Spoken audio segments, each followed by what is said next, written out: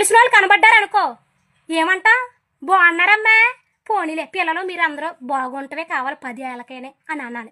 అది మానేసేసి అదేటి రోజు రోజుకి పేషెంట్లా సన్నబడిపోతున్నా అంత ఒళ్ళు వచ్చేసేవాడు బాబా అంత నల్లగా అయిపోయేవాడు బాబా నీ మొగుడేటి అంతలా ఉన్నాడు పొట్ట బట్ట ఏటి అంత దరిద్రంగా ఉన్నది మీ ఆవిడ చాలా ఒళ్ళు వచ్చేస్తుంది రొమ్ములో తయారైపోతుంది పిల్లలు పుట్టలేదా ఇంకానే కొడుకు రాలేదా ఇంకానే పెళ్ళి అవ్వలేదా ఇంకానే ఉద్యోగం లేదా ఇంకానే కొంప కట్టుకోలేదా ఇంకానే కారు లేదా ఇంకానే ఇలాగండి వీళ్ళ మాటలతో సగం చంపేస్తారండి నిజంగా చెప్తున్నాను.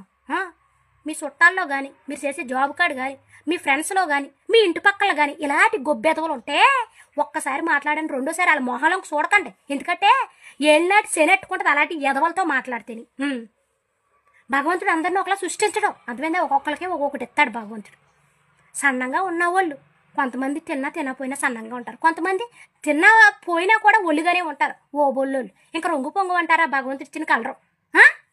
గుణం మంచిదై ఉండాలి బుద్ధి మంచిదై ఉండాలి అర్థమైందా నలుగురు సహాయం చేసే గుణం ఉండాలి. రొంగు పొంగు చూసి జొల్లుగా చేసుకుని మీకులాంటి గొబ్బెదవలకే గొబ్బెదవలే వస్తారు కంగారు పడతారు.